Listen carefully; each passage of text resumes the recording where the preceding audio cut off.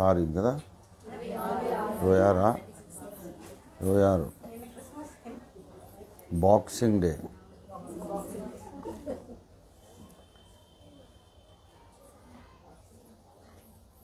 మరొక గురువారం మనకు 2024లో ఉండదు కదా, last Thursday of the year. మన అగాపే సంపూర్ణ సువార్త సంఘము కేంద్ర సంఘం ప్రతి గురువారము అనేక సంవత్సరాల నుండి స్త్రీల సమాజం కూడుకుంటూ ప్రత్యేక విజ్ఞాపనలు ప్రార్థనలు చేస్తూ మరి సంఘానికి ఒక సపోర్ట్గా నిలబడ్డారు. చాలా సంతోషం. మరి ఇంతకాలం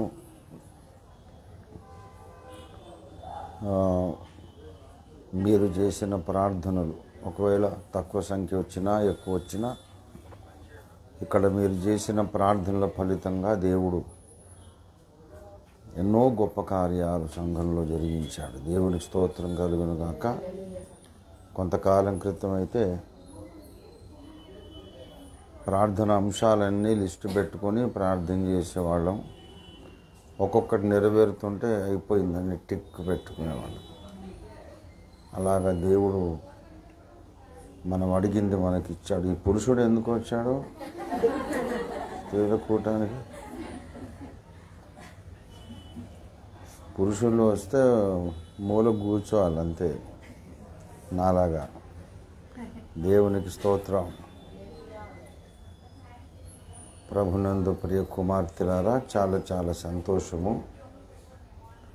ఎక్కువసేపు నేను మాట్లాడను, ఇంకా చాలా చాలా కార్యక్రమాలు ఉన్నాయి. 11 గంటలకే అనుకున్నా నేను, కానీ మరి మీ నాయకురాలు మాకు 1 గంటకు రండి నాన్నగారు అని చెప్పింది. అందుకోసం నేను 1 గంటకు వచ్చాను.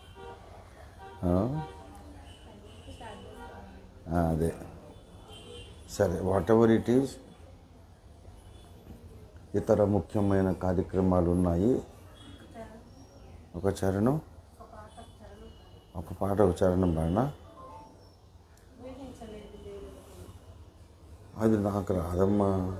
మనందరం పాడితే నేను కూడా కొంచెం, నాకొక రోగం ఉంది. అదేంటంటే వెస్ట్రన్ టచ్ ఉన్న దగ్గర నాకు ఎట్లా అంటే బెండకాయ కూర చూసినట్టు ఒక విముఖత వచ్చేస్తుంది అన్నమాట. చాలా మంచి పాట అది. అయితే ఎప్పుడైతే వెస్ట్రన్ బీట్ కానీ వెస్ట్రన్ మ్యూజిక్ శైలి కానీ ఉంటుందో కొంచెం ఆముదం తాగితే ఎట్లుంటుంది అట్లా అయిపోద్ది. మా తొలి గురువు లెంబుయలన్న, కొల్లూరి కెఎస్ లెంబుయలన్న ఉన్నారు, వరంగల్లో ఉన్నారు. అన్న అటు వెస్ట్రన్ ఇటు క్లాసికల్ రెండు చేస్తారనమాట.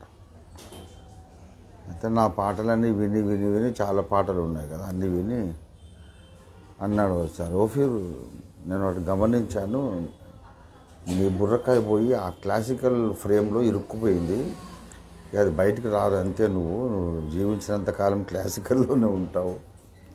లైట్ మ్యూజిక్ నువ్వు పాటలు చేయలేవు, చేయమన్నా చేయలేవు. ఫోక్ టైపు చేసిన అందులో క్లాసికల్ టచ్ ఉంటుంది, నీ బుర్రకాయ ఇరుక్కుపోయింది అందులో అని చెప్పాడు అనమాట. అలా అది కానీ కొన్ని మంచి మంచి పాటలు కూడా కొంచెమన్నా క్లాసికల్ టచ్ లేకపోతే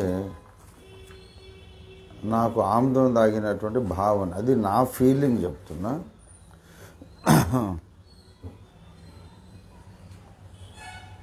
మంచి పాట పాడుకుందాము. దేవసహాయం అన్నగారు, నిడుమోలు దేవసహాయం అన్నగారు, చాట్ల దేవసహాయం గారు రాసిన పాట, నాతో నీవు మాట్లాడినచో నీ బ్రతికేదను ప్రభు అనే పాట పాడుకుందాం. నాతో నీవు మాట్లాడినచో నే బ్రతికేదను ప్రభో, నాతో నీవు మాటాడినచో నే బ్రతికేదను ప్రభు. నా ప్రియుడా, నా హితుడా, నా ప్రాణనాథుడా, నా రక్షకా, ఒక్క మాట చాలు, ఒక్క మాట చాలు, ఒక్క మాట చాలు ప్రభు.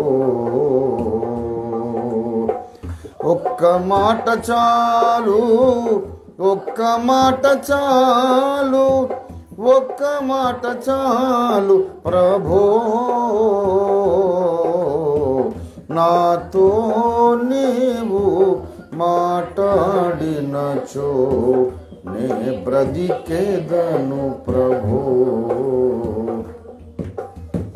తప్పిపోయినాను, తరలి తిరిగినాను, దొడ్డి నుండి వేరే హద్దు మీరినాను. తప్పిపోయినాను, తరలి తిరిగినాను, దొడ్డి నుండి వేరే హద్దు మీరినాను. లేదు నీదు స్వరము నిన్ను అనుసరింపల్, ఎరుగనైతి మార్గం లేదు నాకు గమ్యం. లేదు నీదు స్వరము నిన్ను అనుసరింపల్, ఎరుగనైతి మార్గం లేదు నాకు గమ్యం. ఒక్క మాట చాలు, ఒక్క మాట చాలు, ఒక్క మాట చాలు ప్రభు. ఒక్క మాట చాలు, ఒక్క మాట చాలు, ఒక్క మాట చాలు ప్రభు. నాతో నీవు మాటాడినచో నే బ్రతికేదను ప్రభు. దేవునికి స్తోత్రం.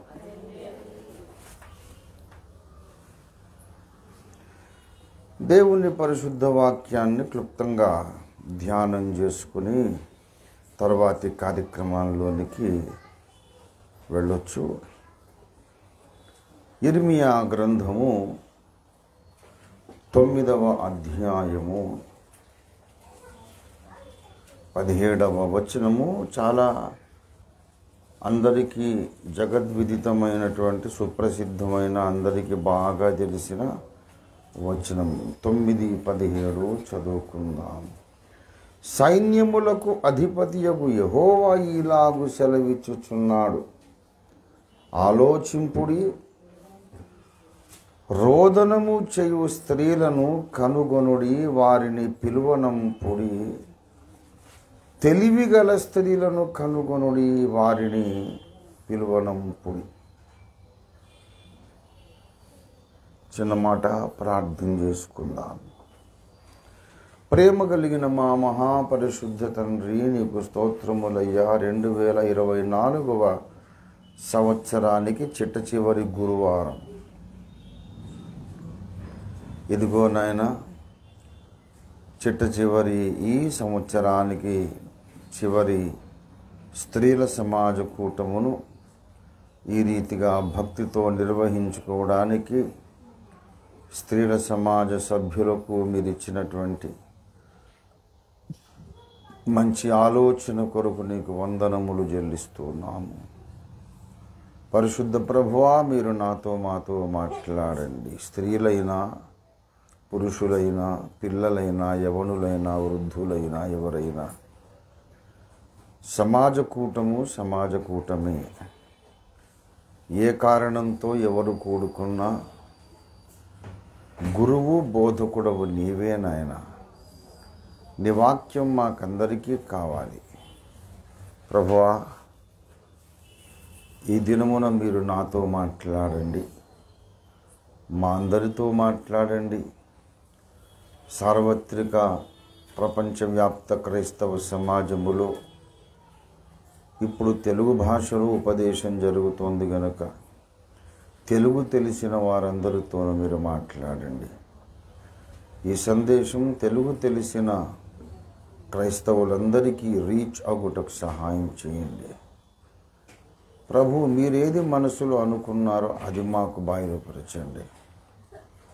మీ దాసుడైతే ఒట్టివాడే, ఏదో చెప్పగలను చేయగలనని మీ దాసుడు ఇక్కడికి రాలేదు.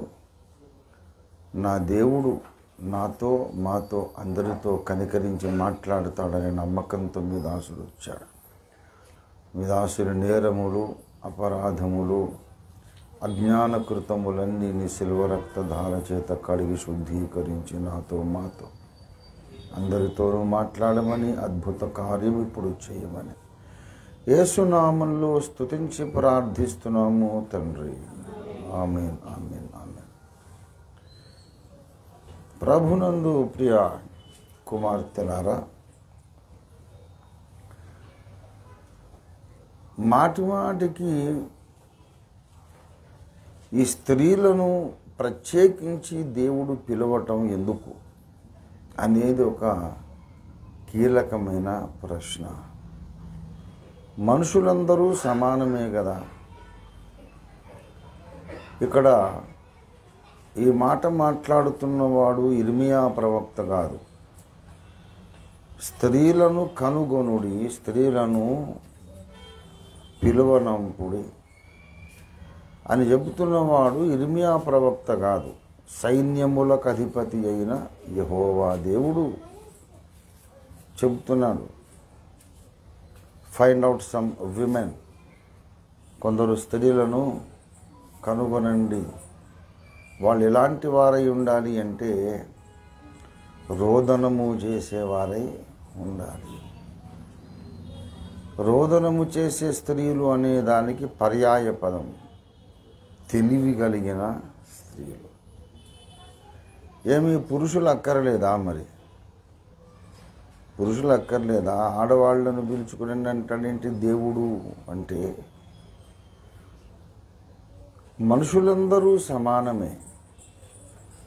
పురుషుడు కావాలి, స్త్రీలు కావాలి, అందరూ ప్రార్థన చెయ్యాలి, అందరూ దేవుని చిత్తాన్ని గ్రహించాలి, అందరూ దేవుని కొరకు పని చెయ్యాలి. స్త్రీలే రావాలి, పురుషులు రానక్కర్లేదని కాదు, అందరూ రావాలి.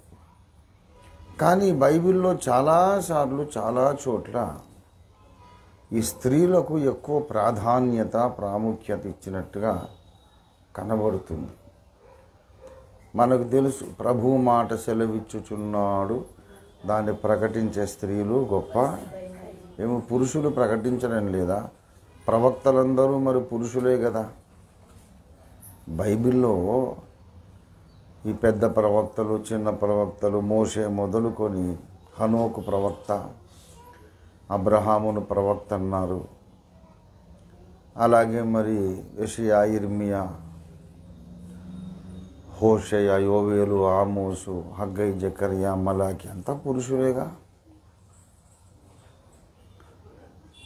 లేఖనములను వ్రాయడానికి దేవుడు వాడుకున్న దైవజనులందరూ కూడా పురుషులే. స్త్రీల పేరిట 2 గ్రంథాలు ఉన్నాయి, రూతు, తర్వాత ఎస్తేరు. కానీ అవి రూతే రాసిందని, ఎస్తేరే రాసిందని రికార్డు లేదు. ఆ తర్వాత ఎవరో భక్తులు రాశారు. గనుక పెత్తనమంతా మగోళ్ళకు అప్పగించి మళ్ళీ ఇప్పుడేమో స్త్రీలను పిలువనంపుడి అని అనడంలో ఆంతర్యం ఏమిటి, అంతరార్థం ఏంటి, ఉద్దేశం ఏంటి అనేది మనం గ్రహిస్తే చాలా క్షేమాభివృద్ధికరంగా ఉంటుంది. మనందరి జీవితాలు, పురుషులు కూడా వింటారు, పురుషులైనా స్త్రీలైనా వాళ్ళ జీవితాలు చాలా అర్థవంతంగా బ్రతకొచ్చు. పురుషుడు మొట్టమొదట నిర్మించబడినవాడు.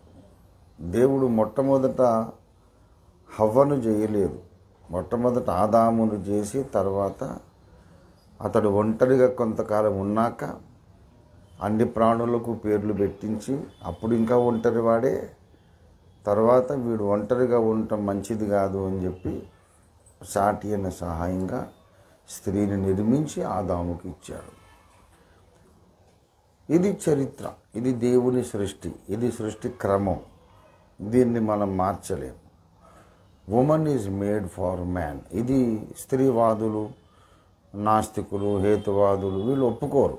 అదేంటండి స్త్రీలను తక్కువ చేసి మాట్లాడుతున్నారు అని అంటే, తక్కువ ఎక్కువగా దేవుని ప్రణాళిక, అది తక్కువ ఎక్కువే ఉంది. ఎవరి ప్రాధాన్యత వారిదే, ఎవరి ప్రాముఖ్యత, ఎవరికి ఉండే బాధ్యతలు, ప్రత్యేకత వారిదే. కించపరచడం ఏముంది? ఒక విధంగా ఘనపరచడమే. ఎందుకు ఘనపరచడము? ఆదాము ఎంత మేధావి అయినా, సకల ప్రాణికోటికి పేర్లు పెట్టగలిగినంత కంప్యూటర్ బ్రెయిన్ ఆయనకున్న, అందగాడైన, ఆరోగ్యవంతుడైన, బలవంతుడైన, ప్రక్కన ఒక స్త్రీ లేకపోతే అసంపూర్ణుడే. అతడు ఒంటరిగా ఉండుట మంచిది కాదు. స్త్రీ లేకపోతే వెలితిగానే ఉంది ఇంత మేధావికి కూడా అనేది మరి స్త్రీలను ఘనపరచడమే కదా. కాబట్టి మనం చూసే దృష్టిని బట్టి ఉంటుంది. ప్రతి ఒక్కరూ ప్రముఖులు, వారి వారి స్థానములో ప్రముఖులు.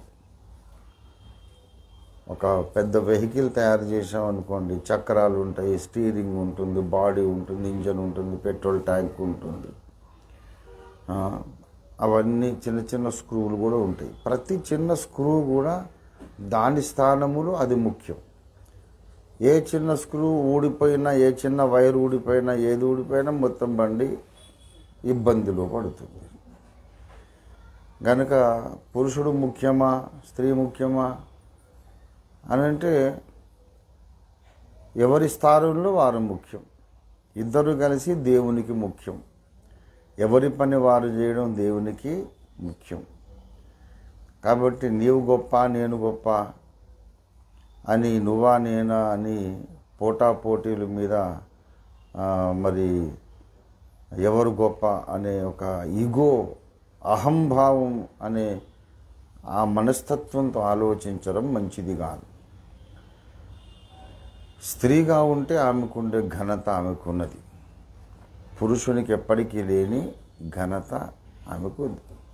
పురుషునికి లేని సౌకర్యాలు, పురుషునికి లేని మరి అవకాశాలు ఆమెకున్నాయి. అన్నిటికంటే గొప్ప అవకాశం ఏంటో చిన్న మాట నేను చెప్పి ముగించేస్తాను. ఇదే అధ్యాయంలో 17 మనం చదువుకున్నాం కదా, 20వ వచనంలో మీరు చెవియొగ్గి స్త్రీలారా యెహోవా మాట వినుడి, మీరు చెవియొగ్గి ఆయన నోటి మాట, దేవుని నోటి మాట ఇది ఆలకించండి, మీ కుమార్తెలకు రోదనము చెయ్య నేర్పుడి. అంటే స్త్రీలను దేవుడు ఏమని పిలుస్తున్నాడంటే గురువులు. నేర్పుడి అంటే నేర్పించేవాడు ఎవరు? గురువులు. వాళ్ళ పిల్లలకు వాళ్ళే గురువులు. ఈ సమాజములో స్త్రీకి ఉన్నది గురుస్థానము. స్త్రీలారా అని ఎందుకు పిలిచాడంటే, పిల్లలకు ఏవైనా పాఠాలు నేర్పించాలంటే అది పురుషుడు నేర్పలేడు, స్త్రీయే నేర్పిస్తుంది. సత్ప్రవర్తన పిల్లలకు నేర్పించాలనుకో తల్లి నేర్పాలి. మగపిల్లలకైనా ఆడపిల్లలకైనా మంచి ప్రవర్తన ఎవరు నేర్పగలరు? తల్లి నేర్పగలరు.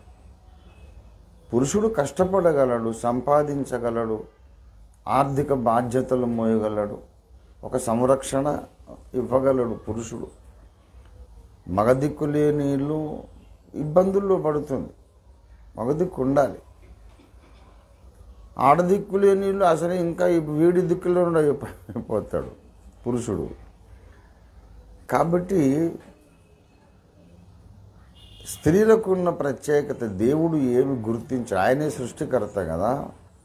ఏం గుర్తించాడంటే, పురుషులారా మీ పిల్లలకందరికీ ప్రార్థన నేర్పించండి అని అనడం లేదు దేవుడు. పురుషులారా మీ పిల్లలకు ప్రార్థన నేర్పండి, రోదన నేర్పండి అనడం లేదు. కానీ స్త్రీలారా మీ పిల్లలకు, మీ కుమార్తెలకు రోదనము చెయ్య అంటే ప్రార్థించటం నేర్పించండి. ఎంత గొప్ప చదువు ఇది! మీరు తలుచుకుంటే పిల్లలను ప్రార్థనాపరులను చేయగలరు, లేకపోతే వాళ్ళని లోక సంబంధులుగా మారడానికి వదిలేయగలరు. ఒక విషయం చెప్తున్నాను, మీరు తెలిసో తెలియకో మీ పిల్లలకు కొన్ని నేర్పిస్తానే ఉంటారు. నేర్పించాలి అని పనిగట్టుకొని నేర్పిస్తారో, లేకపోతే మీరు అసలు దాని మీద దృష్టి పెట్టరో, కానీ పిల్లలైతే మీ దగ్గర నేర్చుకుంటానే ఉంటారు. ఇదిగో ఇలా చెయ్యి అని మీరు చెప్పకపోయినా మీలో నుండి వాళ్ళు నేర్చుకుంటానే ఉంటారు. స్త్రీకు తనకు తెలిసినా తెలియకపోయినా సమాజాన్ని ప్రభావితం చేస్తుంటుంది. కొత్త తరాన్ని ఇప్పుడే పుడుతున్న కొత్త తరాన్ని స్త్రీ తెలిసో తెలియకనో ప్రభావితం గ్యారంటీగా చేస్తుంది. 1 సమూయేలు గ్రంథం 1వ అధ్యాయము 28వ వచనము. కాబట్టి నేను ఆ బిడ్డను యెహోవాకు ప్రతిష్ఠించుచున్నాను, తాను బ్రతుకు దినములన్నిటను వాడు యెహోవాకు ప్రతిష్ఠితుడని చెప్పెను. ఓ దేవునికి స్తోత్రం కలుగును గాక. ఆమె చెప్పింది ఏంటంటే, నా కుమారుడు బ్రతుకు దినములన్నిటను యెహోవాకు ప్రతిష్ఠితుడని చెప్పింది. ఎవరితో చెప్పింది? ఏలీతో చెప్పింది, ప్రధాన యాజకునితో చెప్పింది. వాడు వింటున్నాడు, బాలుడు, చిన్న బాలుడు. వెంటనే వాడు ఏం చేశాడు? మరి ఎవరు చెప్పారు వాడికి మొక్కమని? బాబు నిన్ను దేవునికి ప్రతిష్ఠ చేస్తున్నాను, మొక్కరా, దండం పెట్టుకోరా అని చెప్పిందా? చెప్పలేదు. వీడిది పాలు విడిచిన వయస్సు. అంటే ఎంత ఏజ్ ఉండొచ్చు అని మనం ఆలోచిస్తే, ఈ రోజుల్లోనైతే మనం 5-6 నెలలకే అన్నం ముట్టించేసి పాలు మాన్పించి ఘన ఆహారం పెట్టడం ప్రారంభిస్తున్నాం. కానీ పాతకాలంలో ఇంకా చాలా 2 సంవత్సరాలు 3 సంవత్సరాల వరకు తల్లి పాలు ఇస్తూనే ఉండేది. ఇప్పటికీ పల్లెటూళ్ళల్లో ఇస్తూ ఉంటారు. మరి మొన్న జగదీర్గుట్ట నరసింహులు వాళ్ళ ప్రీ క్రిస్మస్లో ఒక పెద్ద ఆయన వచ్చారు, దేవుని సేవకుడు. ఆయన నరిసిన తల, ఆయన ముఖ రూపం చూసి పెద్దవాడు నాకంటే అని నేను ముందు జాగ్రత్తగా, అరే అన్న రండి, అన్నను సీట్ ఇవ్వండి బాబు, కూర్చోపెట్టి అన్నకు భోజనం పెట్టిన అని చెప్తున్నాను. ఎందుకంటే అక్కడ పెద్దోడని తెలుసు. తర్వాత అనుమానం తీర్చుకోవటానికి అడిగాను, ఎంత అన్నయ్య మీకు 75 ఉంటాయా? నాకు 65 కాబట్టి 10 ఏళ్ళైనా పెద్దోడని అనుకుంటే, 75 90 నాకని చెప్పి ఇప్పటికీ ఆయన సైకిల్ దొక్కుతాడట. ఇప్పటికీ ఆయన అనేక ప్రాంతాలు తిరిగి సేవ చేస్తున్నారు పాస్టర్ గారు. వారు మన ప్రభురాత్రి భోజన రహస్యం ఆ బుక్ చదివి నరసింహులు గారి ద్వారా మరి ఆరాధన క్రమాన్ని నేర్చుకొని మొన్న ఆదివారం నుండి, రేపు వచ్చే ఆదివారం నుండి ప్రతి వారం కూడా ప్రభు బల్ల మా సంఘంలో స్టార్ట్ చేస్తామండి. ఓఫీర్ గారు మీరు నేర్పించిన క్రమమే కరెక్టు, మా సంఘం కూడా మేము ఈ క్రమంలోకి వస్తామని చెప్పడానికి వచ్చారు ఆయన. మీ ఆరోగ్య రహస్యం ఏంటి అన్నగారు అని అడిగారు. అప్పటి తిండి వేరు, అప్పటి పెంపకం వేరు అని చెప్పి, నేను 3 సంవత్సరాలు తల్లిపాలు తాగాను అంటున్నాడు. ఆయనకు 3 ఏళ్ల వయసు వచ్చిందాకా వాళ్ళ అమ్మ పాలు ఇచ్చిందంట.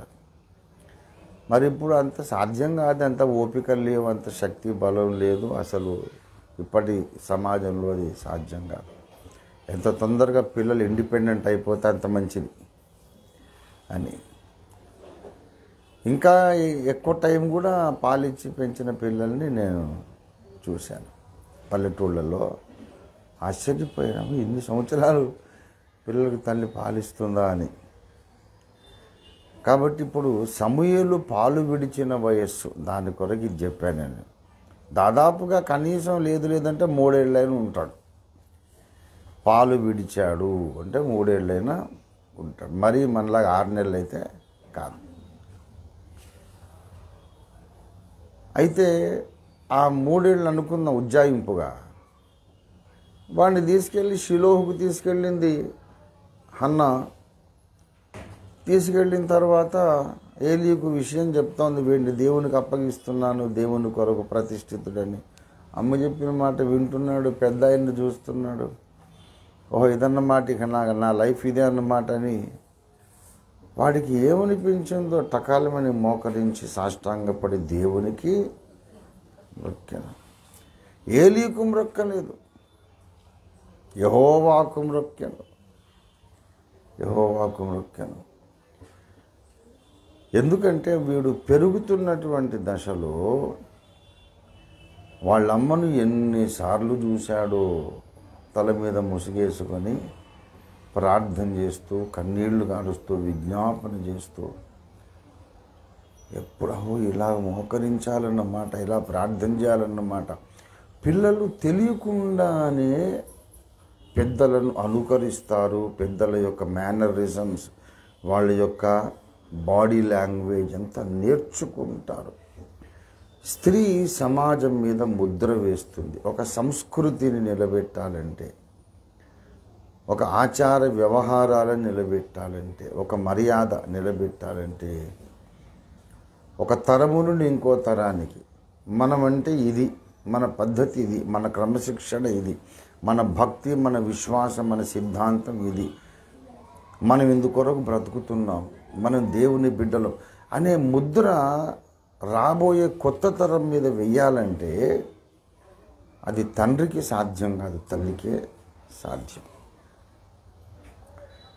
మన భారతీయ సాంప్రదాయంలో 4 ముఖ్యమైన వ్యక్తులు మనిషి జీవితంలో అని చెప్తారు. ప్రతి మానవుడి జీవితంలో 4 ముఖ్యమైన వ్యక్తులు. మొట్టమొదట తల్లి, తర్వాత తండ్రి, తర్వాత గురువు, తర్వాత దైవం. తల్లి, తండ్రి, గురువు, దైవం అని ఈ ఆర్డర్లో చెప్తారు, ఈ క్రమంలో. ముందు దైవం కాదు, ఎందుకంటే ఈ తల్లి కన్న తల్లి వాడికి దేవుడు లేడు, ఏం లేడు రా, అంత బక్వాస్, అదంతా నమ్మకం అని నేర్పించింది అనుకోండి, వాడు నాస్తికుడు అయిపోతాడు. గనక దేవుడు అనేది బీజం వానికి వేయాల్సింది కూడా తల్లే. తండ్రి మొట్టమొదటి ముఖ్యుడు కాదు. అసలు తండ్రి ఎవడు, వీడికి అమ్మ చెప్తే కానీ వీడికేం తెలుసు. వీడికి కొంచెం జ్ఞానం వచ్చిన తర్వాత, బాబు మీ నాన్నగారు రా ఈయన అని అంటే, ఓహో ఈయన మా నాన్నగారా అని అనుకుంటాడు. అప్పటిదాకా వాడికేం తెలుసు. ఆమె ఎవరిని చూపించి మీ నాన్నగారంటే వీడే మా నాన్నని ఫిక్స్ అయిపోతాడు అంతే. గనుక తొలి గురువు, మానవ సమాజానికి తొలి గురువు ఎవరు? తల్లి. దేవునికి స్తోత్రం కలుగును గాక. అది తెలిసి చేయొచ్చు, తెలియక చేయొచ్చు, కానీ ఎన్నో విషయాలు నేర్పిస్తూ ఉంటారు. కొంతమంది పిల్లలను నేను చూశాను, భయంకరమైన చెడ్డ మాటలు, మనం నోటితో పలకగూడని మాటలు పలికేస్తూ ఉంటాం. పిల్లలు, అంత చిన్న పిల్లలకు ఎక్కడి నుంచి వచ్చినాయి ఆ మాటలు అంటే, వాళ్ళ అమ్మ ఎవరినో తిడుతుంటే విన్నారు, వాళ్ళ అమ్మ వాళ్ళ నాన్ననే తిడుతుంటారు. ఒకసారి ఒక పాపని నేను అడిగాను, ప్రాక్టికల్గా జరిగిన విషయం, ఈ మాటలు ఎక్కడి విన్నావు, ఎక్కడ నేర్చుకో, తప్పు కదా. ఎవరు చెప్పారు, ఎవరు నేర్పించారు? తప్పు, ఆ మాటలు పలకకూడదని నేను. ఓ అంకుల్, అప్పుడు నా సేవ ప్రారంభంలో, ఓ అంకుల్ మీకు తెలీదా, రోజు మా మమ్మీ డాడీ ఇవే మాటలు మాట్లాడుకుంటారని చెప్పి. ఏం తప్పు కాదు, రోజు మా మమ్మీ డాడీ ఇవే మాటలు మాట్లాడుకుంటారు. చిన్న పాప కనుక పిల్లలు దే ఆర్ లెర్నర్స్, వాళ్ళు నేర్చుకునే బుద్ధి కలిగి ఉంటారు. పిల్లలు క్విక్ లెర్నర్స్. చిన్న బాబు ఒకడు చక్కగా బుగ్గలు చబ్బి చక్కగా ఉన్నాడు, నిక్కరే వేసుకున్నాడు. అంతవరకు ఏం వేస్తాము? అప్పట్లో అయితే మా టైంలో నిక్కర్ తీసి ప్యాంట్లు వేసిన ఏజ్ రా అని అంటే 13-14 ఏళ్ళు వస్తే అప్పటిదాకా నిక్కరే. ఇప్పుడైతే చిన్న పిల్లలకు కూడా సూట్లు వేసేస్తున్నారు. మా టైంలో అయితే లేదు, చిన్నప్పుడు అంత నిక్కర్లే. అంత చిన్న బాబు ఒక బుక్లో పేపర్ చింపుకొని దాన్ని ఇట్లా రౌండ్గా రోల్ చేసి గొట్టంలాగా పెన్సిల్ లాగా చేసి అది నోట్లో పెట్టుకుని ఉంటున్నాడు. ఏంట్రా ఇది? మా డాడీలాగే సిగరెట్ తాగుతాడు. అంటే నేర్పించక్కరలేదు, మనము ప్రవర్తించే విధానము పిల్లలు నేర్చేసుకుంటారు. మనం ప్రార్థన చేస్తే వాళ్ళు ప్రార్థన నేర్చుకుంటారు. మనం గొడవలు పెట్టుకుంటే వాళ్ళు గొడవలు నేర్చుకుంటారు. మనం పెద్దలను గౌరవిస్తే వాళ్ళు గౌరవించడం నేర్చుకుంటారు. జీవిత విలువలు వచ్చే తరానికి నేర్పించే బాధ్యత స్త్రీది. బాధ్యతే కాదు, అసలు అవకాశమే వాళ్ళకుంది. పురుషునికి అవకాశం లేదు. అందుచేత ఒక విషయాన్ని నేను ప్రతిపాదిస్తున్నా. ఏంటంటే ప్రతి క్రైస్తవ స్త్రీ పర్ఫెక్షనిస్ట్ అయి ఉండాలి. క్రైస్తవ స్త్రీ కానీ క్రైస్తవ పురుషుడు కానీ పరిపూర్ణతావాది అయి ఉండాలి. తెలుగులో చెప్పుకుంటే పరిపూర్ణతావాది, ఇంగ్లీష్లో దాన్నే పర్ఫెక్షనిస్ట్ అంటారు. అంటే పర్ఫెక్షనిజం అంటే ఏమిటంటే నేను పర్ఫెక్ట్గా ఉండడం అవసరం, ఉంటాను అనే గ్రహింపు తీర్మానము పేరు, దాని కొరకు ప్రయత్నిస్తాను అనే తీర్మానం పేరు పర్ఫెక్షనిజం. నేను లోపము లేకుండా ఉండాలి, లోపరహితుడనై ఉండాలి, లోపరహితురాలనై ఉండాలి. అందుకొరకు నేను ప్రయాసపడతాను, నేను కృషి చేస్తాను అనే తీర్మానము పేరు పర్ఫెక్షనిజం, పరిపూర్ణతావాదం. ప్రసంగి గ్రంథము 9వ అధ్యాయం 10వ వచనంలో, చేయుటకు నీ చేతికి వచ్చిన ఏ పనినైనను నీ శక్తి లోపము లేకుండా చెయ్యుము. అంటే దీన్ని పర్ఫెక్షనిజం అంటారు. బైబిల్లో ఈ ఆజ్ఞ ఎవరికి ఇవ్వబడి? స్త్రీలకా పురుషులకా అంటే అందరికీ ఇవ్వబడి. స్త్రీలైనా పురుషులైనా చేయుటకు నా చేతికి వచ్చిన పని ఏదైనా శక్తి లోపము లేకుండా చెయ్యి. అంటే ఇంతకన్నా బాగా చేయటం అవకాశం లేదు, వీలు కాదు. ఇంతకన్నా బాగా చేయడం వీలు కాదు, అన్నంత బాగా చేయాలి. ఇంకా బెటర్గా చేయడం అవకాశం లేదు, ఇంపాసిబుల్. అంతగా చేయాలి. ఏదో చేస్తున్నాంలే వెట్టికి అన్నట్టు ఉండకూడదు. ఇది పురుషులకైనా అవసరమే. నేను చెబుతున్నా, పురుషులకు ఈ పర్ఫెక్షనిజం ఉంటే పురుషులు మేలు పొందుతారు. స్త్రీలకు ఈ పర్ఫెక్షనిజం ఉంటే మొత్తం సమాజం మేలు పొందుతుంది. పురుషుడికి పర్ఫెక్షనిజం ఉంటే అతడే మేలు పొందుతాడు, మంచిగా బ్రతుకుతాడు, దేవుని దగ్గర బహుమానం పొందుకుంటాడు, వాడికే లాభం. కానీ స్త్రీకి పర్ఫెక్షనిజం ఉంటే పిల్లల మీద అది ప్రభావం చూపిస్తుంది. ఒక జనరేషన్ ఇన్ఫ్లుయెన్స్ అయిపోతుంది. దానికి పక్కా ఉదాహరణ తార్కాణం నేనే. సౌజాతమ్మ గారు పర్ఫెక్షనిస్ట్. ఆమె ఏది చేసినా పర్ఫెక్షన్, ప్రతిది కూడా, ప్రతిదంటే ప్రతిది. పని మనిషి వచ్చి ఇంట్లో ఇల్లంతా ఊడ్చే, ఇద్దరు పని మనుషులు ఉండేవాళ్ళు ఎప్పుడు.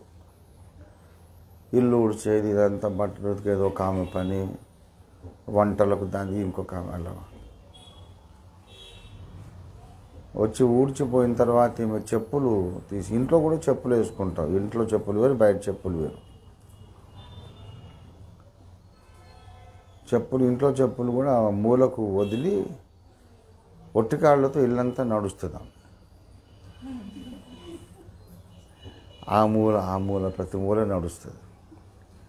ఏం చేస్తుంది, ఇల్లంతా నడుస్తుంది, చెప్పులు తీసేసి. మాకప్పుడు చిన్నప్పుడు విడ్డూరం, ఎందుకంటే ఇంట్లో బయట చెప్పులు వదలగానే అక్కడే ఉంటాయి హవాయి చెప్పులు, అవి వేసుకొని ఇంట్లోకి రావాలి. అది అట్లా అనమాట. అమ్మ ఏంటి చెప్పులు లేకుండా ఇల్లంతా తిరుగుతుందని విచిత్రంగా చూసేవాళ్ళం.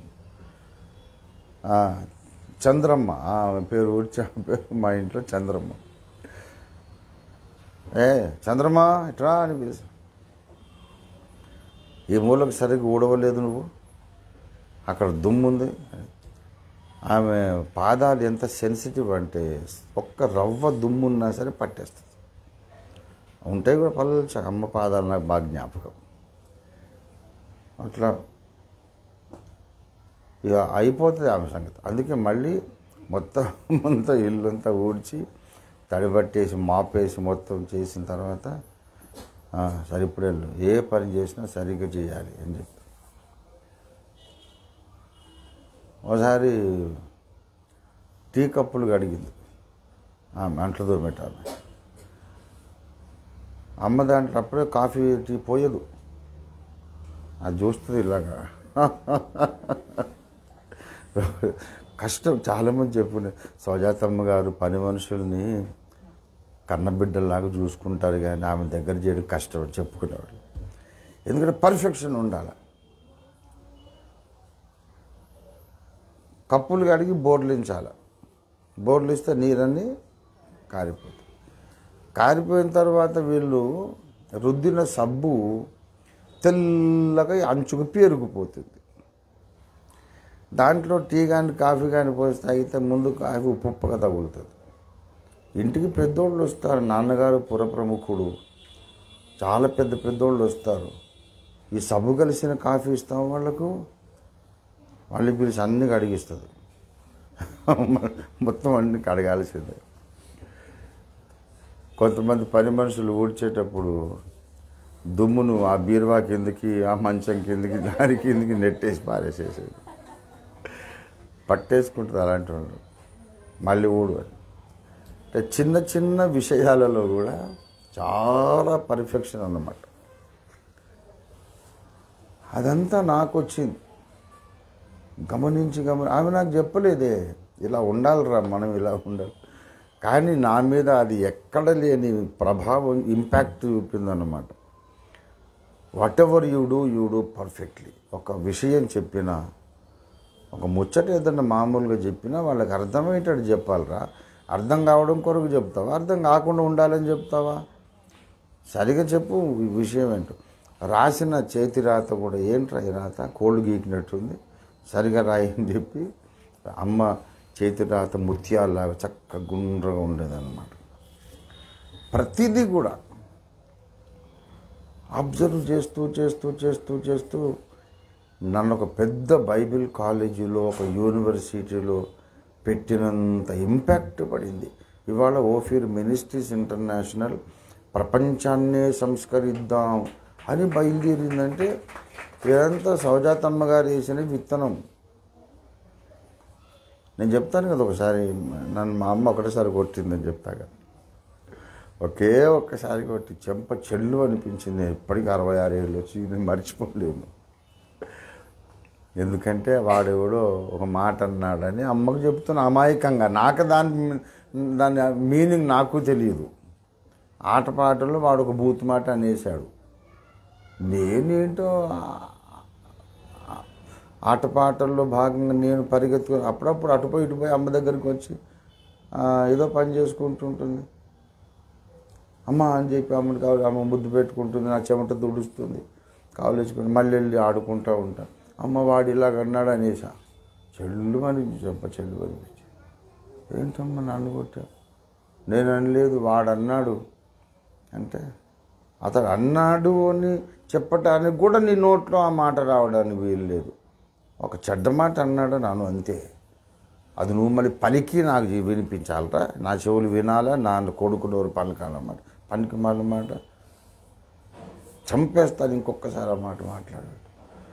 చెడ్డ మాట అన్నాడమ్మా అను, అయినా చెడ్డ మాటలు మాట్లాడేవాడితో నీకు స్నేహం ఏంట్రా, మానే ఆ ఫుట్బాల్ గిట్బాల్ మానే, అక్కర్లేదు ఇంట్లో కూర్చో.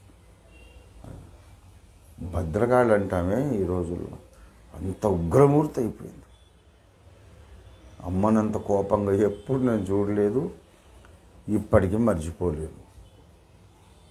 లోకమంతా నాకు భయపడుతుంటే ఆమె ఆకారం నాకు ఎప్పుడు గుర్తొచ్చి నాకు భయం, అమ్మో అమ్మకి ఇష్టం లేదు. నేను చెప్పేది ఏంటంటే, పిల్లల మీద మీ జీవితము మీ ప్రవర్తన ప్రభావం చూపుతుంది.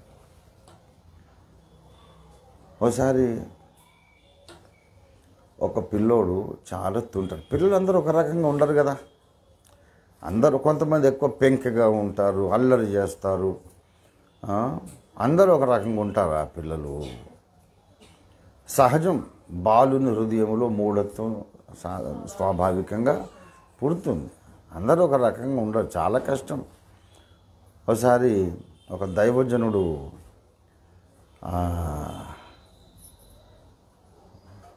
రవి జక్రయస్ గారు హైదరాబాద్కి వచ్చినప్పుడు చెప్పారు ఏంటంటే, పిల్లల్ని పెంచడం ఎలా అనే ఆ డేటా ఆఫ్ ఇన్ఫర్మేషన్, ఆ టెక్నిక్, ఆ సమాచారం, ఆ పద్ధతి, పిల్లల్ని పెంచడం ఎలా అని మొత్తం తెలిసిన వాళ్ళు ఎవరంటే పిల్లలు లేనివాళ్ళే అని అంటారు. ఆయన చెప్తాడు. అంటే ఏంటంటే, ఇలా పెంచాలి, అలా పెంచాలి, అలా పెంచాలి అంటే నువ్వు పెంచితే తెలుస్తుందిరా బాబు. నువ్వు పిల్లల్ని కానీ పెంచితే నువ్వు చెప్పగానే వింటారు ఏంటి వాళ్ళు, అలా వింటే బాగానే ఉండేది. మనం చెప్తాం వినరు, అప్పుడేం చేస్తావు? చాలా కష్టం. ఏ దశలో ఏ విత్తనం వేయాలి, వాళ్ళ ఎదుగుదలలో, వాళ్ళ జ్ఞానం ఏ స్థాయిలో ఉన్నప్పుడు ఏం చెప్పాలి అనేది చాలా శ్రద్ధతో మనం చేయాల్సిన పని. పిల్లలందరూ ఒక రకంగా ఉండరు. ఒకసారి నేను చూశాను, ఒక పిల్లోడు స్కూల్ నుంచి వచ్చాడు, వచ్చి స్కూల్ షూ విప్పలేదు. వాడు మట్టిలో ఎక్కడెక్కడ నుంచి నడిచి వచ్చినా అదే షూస్తోని పక్కింట్లోకి వెళ్ళాడు. వెళ్ళి వాళ్ళ బెడ్ల మీద ఎక్కి, వాళ్ళ సోఫాల మీద ఎక్కి అంతా మట్టి మట్టి మట్టి చేశాడు. మొత్తం ఆమె నీట్గా సర్దుకుంది పాపం. వాళ్ళ ఇంటికి ఎవరో పెద్దోళ్ళు వస్తున్నారు గెస్ట్లు అని చెప్పి ఇల్లంతా శుభ్రంగా తుడిచి మాప్ వేసి చక్కగా క్లీన్గా పెట్టుకొని అన్ని కొత్త బెడ్షీట్లు వేసి, ఎవరో పెద్ద ఆయన వస్తున్నారు ఢిల్లీ నుండి. వీడు ఆ పక్కింటి నుంచి వచ్చాడు, తుఫాన్ లాగా ఇంట్లో మొత్తం సోఫాలో తొక్కాడు, మంచాలు దొక్కాడు, అది దొక్కాడు. ఆ కింద వచ్చి వెళ్ళే అక్కడ నుంచి ముందు గదిలో టీపాయ్ మీద కప్పేదో అప్పుడే ఒక కాఫీ తాగిపెట్టి దాన్ని కొట్టేశాడు, బళ్ళు మీద పగిలిపోయింది. ఆమె ఏంటి బాబు ఇది, వస్తే మామూలుగా కూర్చోవచ్చు కదా, ఆడుకోవచ్చు కదా, ఏంటి ఇల్లంతా పాడు చేశావు అని అనదా మరి? వీడు పోయి వాళ్ళ అమ్మకు పోయి, మమ్మీ ఆ ఆంటీ నన్ను తిట్టింది అని చెప్పారు.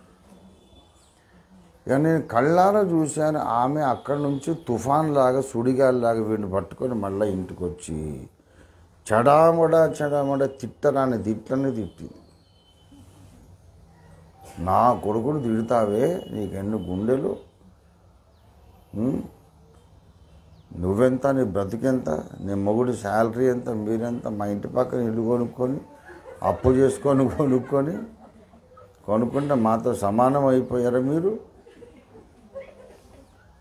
అది చెప్పి ఇక ఎన్ని తిట్లు తిట్టిందో, లకారాలు అన్నీ వాడేసి. ఇప్పుడు నాకు చెప్పండి,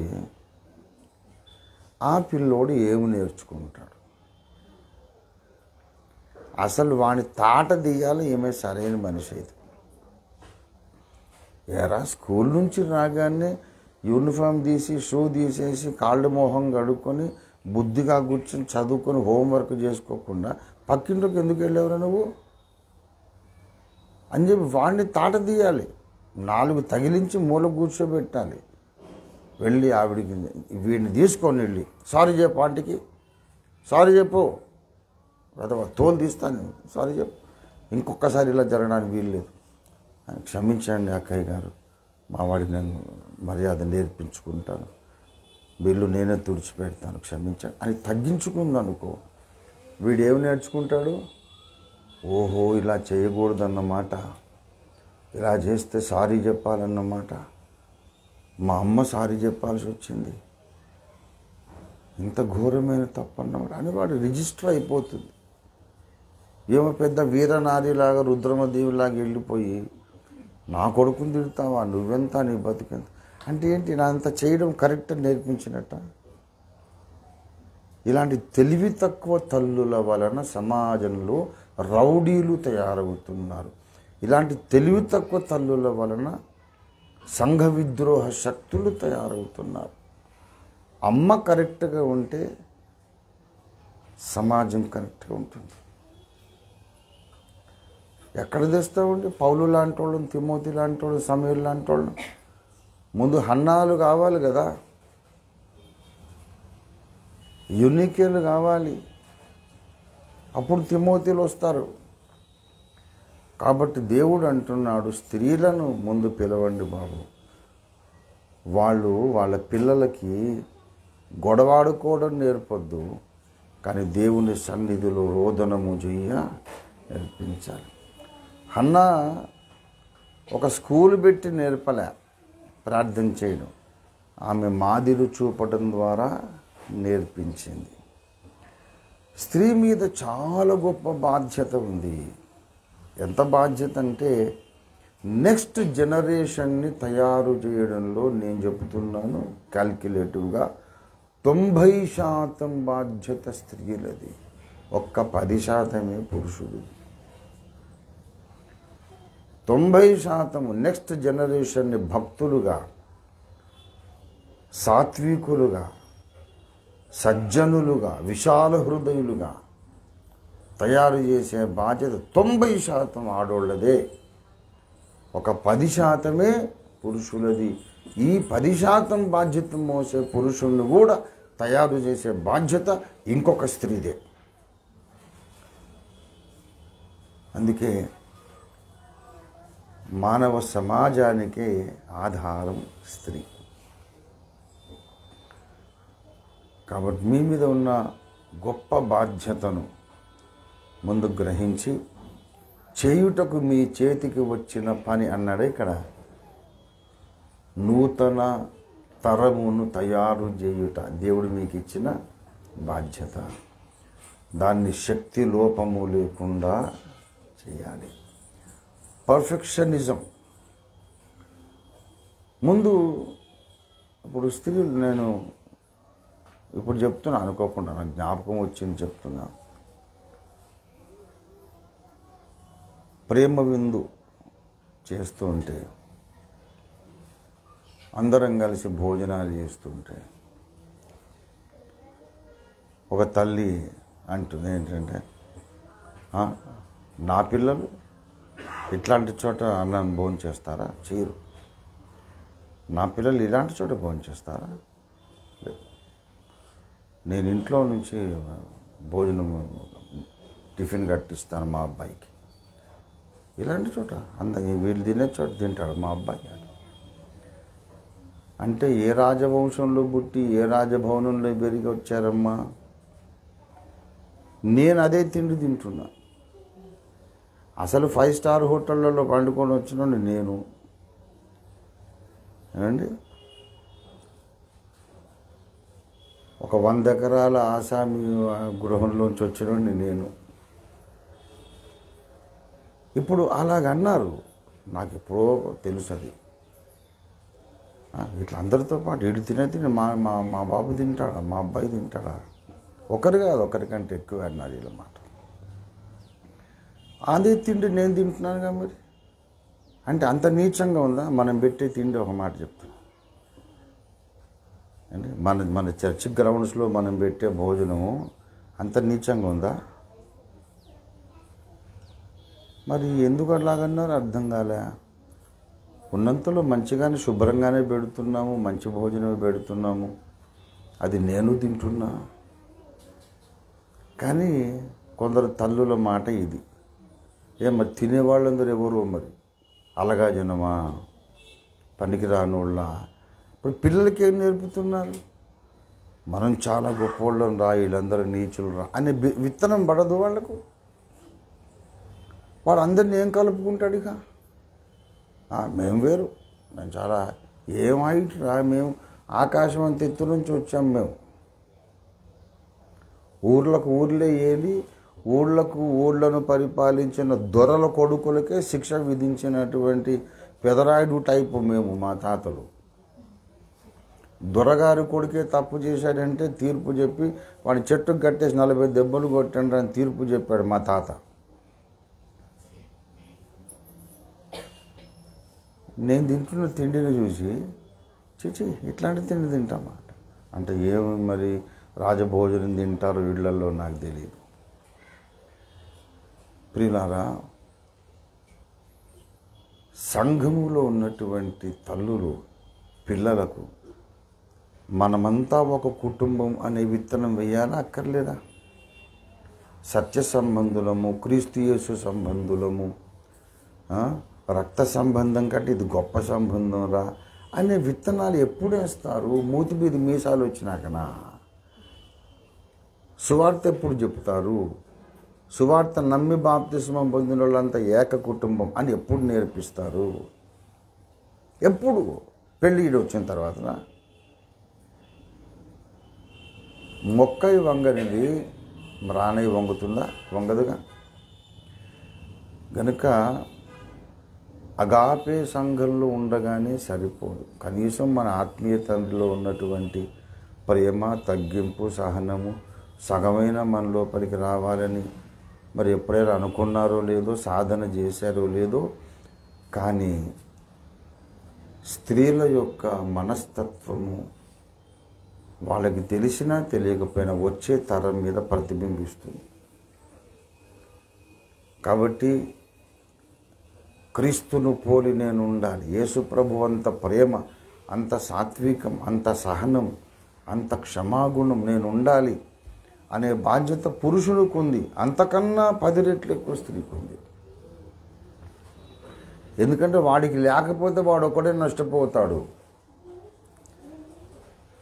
పర్ఫెక్షనిజం పురుషునికి లేకపోతే వాడొక్కడే నష్టపోతాడు. పర్ఫెక్షనిజం, పరిపూర్ణతవాదం స్త్రీకి లేకపోతే మొత్తం సమాజము నష్టపోతుంది. కనుక చాలా సీరియస్ మ్యాటర్ ఇది. కాబట్టి సంవత్సరాంతంలో నా బిడ్డలైన మీరు ఈ పాఠం నేర్చుకోండి. మీకు అందుబాటులో ఉన్న ఆడవాళ్ళందరికీ సీరియస్గా పని కట్టుకొని నేర్పించండి. ఈ ప్రసంగం వినిపించండి. పిల్లలను మనం భక్తులుగా తయారు చేయాలి, సాత్వికులుగా తయారు చేయాలి, పరిశుద్ధులుగా తయారు చేయాలి, ప్రార్థనా పరులుగా తయారు చేయాలి. ఒక చెడ్డ పని చేయాలన్నా మాట్లాడాలన్నా భయపడేవాళ్ళుగా తయారు చేయాలి. దేవుని భయం వాళ్లకు నేర్పించాలి. దేవుని యందలి విశ్వాసం నేర్పించాలి. దేవుణ్ణి నమ్మడం నేర్పించింది మా అమ్మ నాకు. దేవుని యందు విశ్వాసం ఉంచడం నేర్పించింది. కనుక అటువంటి బాధ్యత కలిగిన స్థానములో స్త్రీ ఉన్నది. అసలు అందుకనే ఉద్యోగం పురుష లక్షణం అన్నారు. ఎందుకు తెలుసా? అంతకు 100 రెట్లు ఎక్కువ బాధ్యత ఏమో మీద ఉన్నది. వాడు 4 రాళ్ళు సంపాదించాలి. ఉద్యోగం పురుష లక్షణం అంటే ఆడవాళ్ళను వంటింటి కుందేలుని చేశారు, ఇంట్లోనే ఉంచేశారు, అడుగు బయట పెట్టనివ్వరు, మాకు ఫ్రీడమ్ ఇవ్వరు అని బాధపడుతున్నారు. ఉద్యోగం చేసి 4 రాళ్ళు సంపాదించురా. ఎందుకు అంటే ఈ ఇల్లంతా చక్కబెట్టడం నీకు చేత కాదు. ఏం చేతనవుతుంది నాకు చెప్పండి. ఉద్యోగం చేస్తాడు, 4 రాళ్ళు తీసుకొస్తాడు. ఆడవాళ్ళు పుట్టింటికి వెళ్ళిపోతే వారం రోజులు వాడు ఇల్లు శుభ్రం పెట్టుకుంటాడా? చెత్త కుండిలాగా తయారవుద్ది ఇల్లు. అవునా కదా? చెత్త కుండి, మొత్తం ఇల్లంతా చెత్త. ఇల్లు ఉడుచుకోలేడు, అంట్లు కడుక్కోలేడు, ఆ వంట చేత కాదు. వాడు ఎక్కడనో హోటల్ నుంచి తెచ్చుకొని తిన్న ప్యాకెట్లు, ఆ ప్యాకెట్ పేపర్లు కూడా పారేయుడు. అంత ఇల్లంతా ఇంకా చెత్తకుండి నయం అలా తయారవుతుంది. ఇంకా పిల్లల్ని ఏం పెంచుతాడు? వాళ్ళు అల్లరి చేస్తే 4 బాదుతాడు. అంతకన్నా ఏం ఉండదు, ఓపిక ఉండదు. స్త్రీ పురుషుని కంటే 100 రెట్లు కష్టపడుతుంది. పురుషుడు కష్టపడతాడు, ఎవరి స్థానంలో వాళ్ళు ముఖ్యం. అతను సపోర్ట్ ఇస్తాడు, కాపాడుతాడు, ప్రొటెక్షన్, ఒక సంరక్షణ, బాధ్యత ఉంటుంది పురుషునికి. కానీ ఈ పిల్లలను మాత్రము ఒక తిమోతిలాగా, సమూయేలులాగా తయారు చేయాలంటే మాత్రం అది వాడికి చేత కాదు, ఈమెకే చేతనవుతుంది. అందుకే దేవుడు అన్నాడు, మొత్తం వెతికి తెలివైన వాళ్ళని పట్టుకురండి అని చెప్పాడు. దేవునికి స్తోత్రం కలిగిన కాక. తెలివైన ఆడవాళ్ళు అంటే ఎవరు? బాగా పిల్లలకు బూతులు నేర్పేవాడు కాదు, రోదన విద్య. నేను రోదన విద్యను నే మరచిపోతే నా పూర్వస్థితి నాకు కలిగించరావా అనే పాటలో రాసుకున్నాను. హృదయపు బలిపీఠము కూలిపోయే రోదన విద్యను నేను మరిచిపోతే అంటే అర్థం ఏంటి? ఒకప్పుడు బాగా కన్నీళ్లతో ప్రార్థన చేసేవాడిని. ఈ మధ్య సంవత్సర కాలంగా నేను చేయలేకపోతున్నాను. అది ఆ పాటలో నేను చేసిన ప్రార్థన. ఒకప్పుడు కన్నీళ్లు కార్చి ప్రార్థన చేసేవాడిని.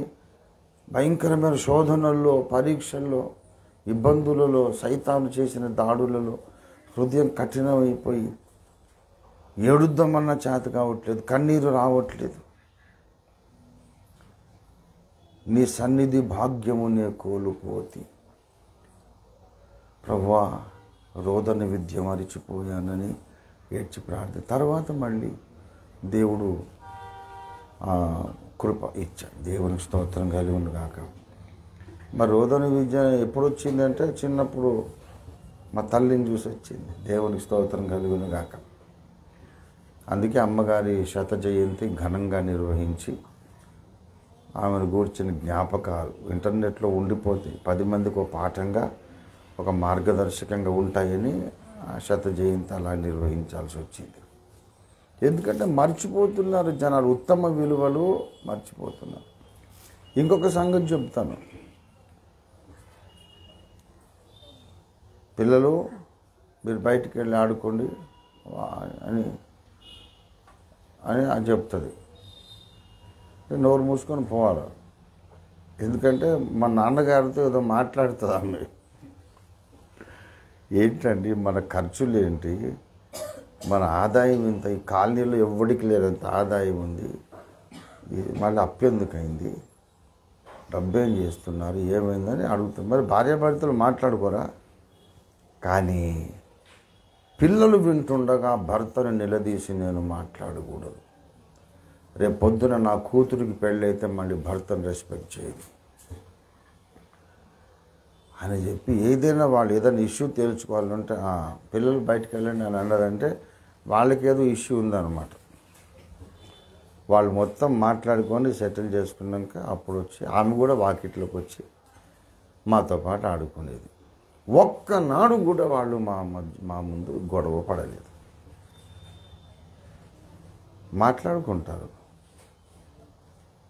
మాట్లాడుకుంటారు కానీ మా ముందు కాదు. అంత జాగ్రత్త ప్రతి స్త్రీకి ఉండాలా అని నేను చూశాను. ఒక క్రైస్తవ గృహంలో భార్య భర్తను తిడుతుంది, 4 పిల్లలు వాళ్ళకి, 4 పిల్లలు, వాడి పంది, వెధవ, అగాడిద, కుక్క అన్ని తిడుతుంది. భార్య భర్తను తిడుతుంది. అతని సంఘ పెద్ద, ఏమో స్థిర సమాజ నాయకురాలు, పిల్లలు వింటున్నారు. ఏమి చండాలి విధమైన ఇలా ఇంకేమన్నా. 2 ఆడపిల్లలు, 2 మగపిల్లలు, 4 పిల్లలు. రేపు కూతురు పెళ్లి చేస్తే కూతురు ఇదే మాట మాట్లాడదా? కాబట్టి కేర్లెస్గా ఉండొద్దు, అజాగ్రత్తగా ఉండదు. ఇది చాదస్తం అనిపిస్తుంది. ఊరుకుండా అన్నిటికీ పట్టి అలాగ మాట్లాడితే ఎలాగండి. న్యాచురల్గా నువ్వు ఉంటే న్యాచురల్గా రౌడీలు తయారవుతారు, భక్తిహీనులు తయారవుతారు. పురుషుని మీద బాధ్యత తక్కువ, స్త్రీ మీద బాధ్యత ఎక్కువ. ఇది గమనించాలి. 100 రెట్లు ఎక్కువ బాధ్యత. స్త్రీలందరూ కూడా తమ బాధ్యతను గుర్తించగలిగితే అట్లీస్ట్ వచ్చే తరాన్నైనా మనం అబద్ధ క్రీస్తుతో పోరాడి గెలిచే వీరులుగా, తిమోతిలుగా, ఏలియాలుగా, గిద్యోనులుగా మనం తయారు చేయవచ్చు. I never know of a godly person. ఒక భక్తిపరుడైన వాడు ఓ పనికి మాలిన ఆడమ్మకు పుట్టి పెరిగినోడిని నేనైతే చూడలే. ఏ భక్తుడైనా కదిలిస్తే సాక్ష్యం చెప్పాడు మా అమ్మ అంటాడు. జాన్ వెస్లీ కానీ ఎవరైనా సరే. కొంతమంది హిందూ మతంలో ఉండి పుట్టి పెరిగి రక్షణ పొందిన వాళ్ళు కూడా వాళ్ళు ఏం చెప్తారంటే మా అమ్మ నా క్రమశిక్షణ నేర్పింది అంటారు. రక్షకుడిని గురించి కొత్తగా తెలుసుకున్నాడు కానీ మిగతా క్రమశిక్షణ అంతా మామూలే. పెద్దల్ని గౌరవించాలి బాబు, పెద్దలు ఇంటికి వస్తే నమస్కారం పెట్టాలి, అల్లరి చేయకూడదు, పక్కింటికి వెళ్తే మనం వాళ్ళ ఇల్లు మనం శుభ్రంగా ఉంచాలి, అక్కడంతా మనం మురికి చేయొద్దు, వాళ్ళు ఏమైనా ఇస్తే తీసుకోవాలి, సొంతగా వెళ్ళి లాక్కోకూడదు, మర్యాదగా ఒక సోఫాలో కూర్చోవాలి, ఆంటీ ఎవరిని ఇస్తే తీసుకోలేకపోతే మామూలుగా కూర్చో అని నేర్పించింది తల్లి. తర్వాత రక్షణ పొందాడు. ఆయన కొత్తగా వచ్చింది ఏంటి? సంస్కారం కాదు. సంస్కారం పుట్టుకతోనూ పెంపకంతో వస్తుంది. పెరిగిన తర్వాత రక్షకుడు దొరుకుతాడు, అది వేరే విషయం. కనుక మతముతో సంబంధం లేని విషయం ఇది. మతంతో సంబంధం లేదు. కన్న తల్లి పిల్లలను సంస్కారవంతులుగా తయారు చేసే బాధ్యత దేవుడు ఆమె మీద పెట్టాడు. దేవుని స్తోత్రం కలుగును గాక. కన్నా వాళ్ళే పిల్లలు కాదండి, కనకపోయినా మనము పెంచగలుగుతాం. పెంచే బాధ్యత, పెంచే ఓపిక ఆడవాళ్ళకి దేవుడు ఇచ్చాడు. నాకు తెలిసి కొంతమంది స్త్రీలు పిల్లల్ని కనలేదు కానీ పెంచారు. పెంచే వాళ్ళను ప్రయోజకులను చేశారు. అలాంటి వాళ్ళు ఎంతోమందిని నేను చూశాను. పేర్లు చెప్తే బాగుండదు కానీ పరిస్థితులను బట్టి వాళ్ళు కనలేదు. కానీ ఒక్కొక్కరు 10 మందిని, 25 మందిని, 100 మందిని పెంచితే మొత్తం అందరూ మోకాళ్ళుని భోరుమని ఏడ్చి ప్రార్థన చేసి వాళ్ళని తయారు చేశారు. అమ్మ అమ్మ అని పిలుస్తారు. పేగు సంబంధం లేదు కానీ ప్రార్థనా సంబంధం, పెంచిన సంబంధం. అసలు పెంచిన ప్రేమ కన్న ప్రేమ కంటే ఎక్కువ అంటారు కదా. కన్న ప్రేమ కంటే పెంచిన ప్రేమ ఎక్కువ అంటారు. కనుక నేను చెప్పేది ఏంటంటే కన్నా కనకపోయినా అసలు సమాజాన్ని పెంచే బాధ్యత స్త్రీలది. స్త్రీలు నిర్లక్ష్యంగా ఉండదు. ముందు మనల్ని మనం సంస్కరించుకోవాలి, మనకొక పర్ఫెక్షనిజం రావాలి, తర్వాత అది సమాజం మీద ప్రతిబింబించాలి. అప్పుడు దేవునికి ఇష్టమైనటువంటి మోషేల తరం, ఏలియాల తరం, ఇర్మియాల తరం, తిమోతిలు, గిద్యోనులు, పౌలులు, ఇలాంటి వాళ్ళ తరం ఒకటి పుడుతుంది. దేశానికి ఇప్పుడు అవసరం తమ బాధ్యత నెరిగిన స్త్రీ, తన బాధ్యతను పర్ఫెక్ట్గా నిర్వర్తించాలని అంకితమైన స్త్రీ. దేశానికి అవసరం, లోకానికి అవసరం. దేవుడి మాటలు మన వినికిడిలో దీవించి ఫలింపజేయునుగాక. ప్రార్థన చేసుకుందాం. ఒక్క 1/2 నిమిషం ప్రార్థన చేద్దామా? మౌన ప్రార్థన. దేవా యేసయ్యా,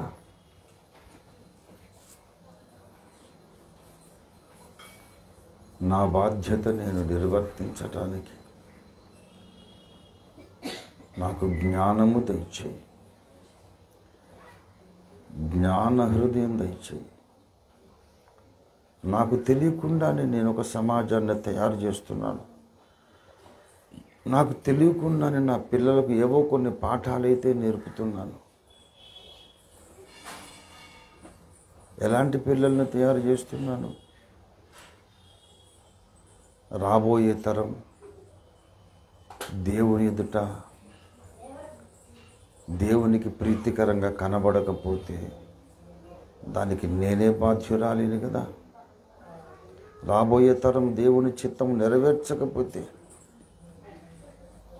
నేనే బాధ్యురాలినేమో. తండ్రి, నాకు జాగ్రత్త నేర్పించమని అడుగుదాం. ప్రతి ఒక్కరు కూడా ఇప్పుడు ప్రార్థన చేయండి. ఇది చాలా డెడ్లీ సీరియస్ మ్యాటర్. క్రీస్తు న్యాయపీఠం ముందు దేవుడు మన పెంపకాన్ని కూడా ప్రశ్నించబోతున్నాడు. ఎందుకమ్మా నీవు సమాజాన్ని ఇలా పాడు చేశావు అని దేవుడు అడగబోతున్నాడు. ఎందుకు నీవు ఒక తిమోతిని, ఒక ప్రిస్కిల్లను తయారు చేయలేకపోయావు? అడుగుతాడు దేవుడు, డెఫినెట్గా అడుగుతాడు.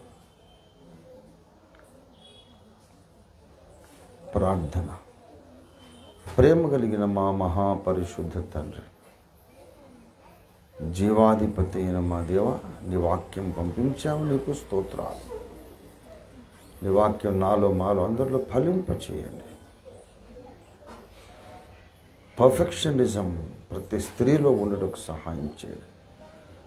కులాలకు, మతాలకు, ధర్మాలకు, విశ్వాసాలకు అతీతంగా పిల్లలకు సంస్కారం నేర్పే బాధ్యత తల్లిది మాత్రమే. ఎక్స్క్లూజివ్లీ భక్తి నేర్పిన అది తల్లి బాధ్యతే. తొలి గురువు తల్లి. సమాజం మొత్తానికి కూడా తొలి గురువు స్త్రీ అనే మహత్తర సత్యాన్ని మీరు నాకు మాకు ఈ దినం నేర్పినందుకు నీకు స్తోత్రం చెల్లిస్తున్నాం. నీ వాక్యం ఫలింపచేయండి తండ్రి. మా స్త్రీల సమాజం 2024 కంటే వచ్చే సంవత్సరం 2025 ఎన్నో మెట్లు అధికమైన అంతస్తులో నీ సేవలో పాల్గొని తాము ధన్యురాళ్ళై అనేకులను ధన్యులుగా చేసే కృప దయచేయండి. స్త్రీల సమాజాన్ని సంఖ్యలో విస్తరింపచేయండి, వర్ధిల్ల చేయండి. ఆత్మీయ అంతస్తులో వర్ధిల్ల చేయండి. కృపా వరములతో నింపండి. కన్నీటి ప్రార్థనతో నింపండి. రోదనము చేసే తెలివి గల స్త్రీలతో నింపండి తండ్రి. గొప్ప ఉజ్జీవానికి సాధనముగా మా స్త్రీల సమాజాన్ని వాడుకోండి ప్రభువా. గొప్ప ఉజ్జీవానికి ఇది ప్రారంభముగా చేయండి తండ్రి. నీకు వందనాలు. గొప్ప ప్రభువా, గొప్ప కార్యాలు వచ్చే సంవత్సరం అంతా అగాపే సంఘములో అంచకాలపు సత్య సంస్థాపన ఉద్యమం అంతటిలో కూడా గొప్ప కార్యాలు స్త్రీల ద్వారా మీరు జరిగించమని యేసు అద్భుత నామంలో స్తుతించి ప్రార్థిస్తున్నాము తండ్రి.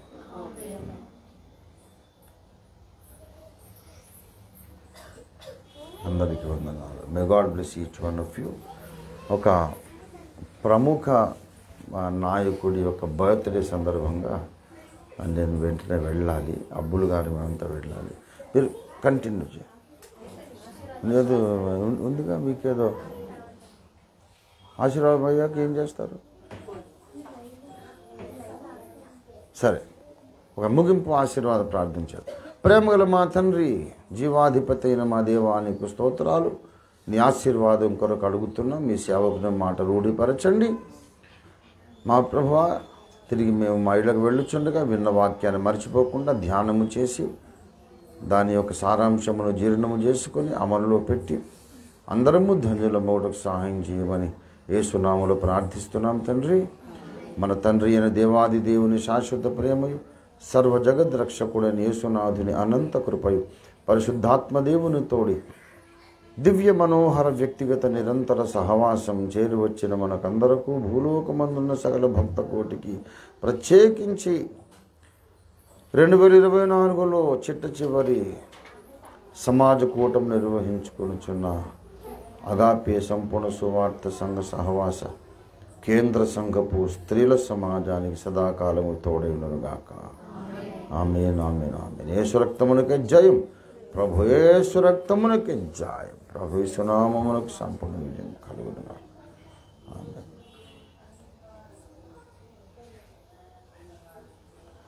అందరికీ వందనాలు.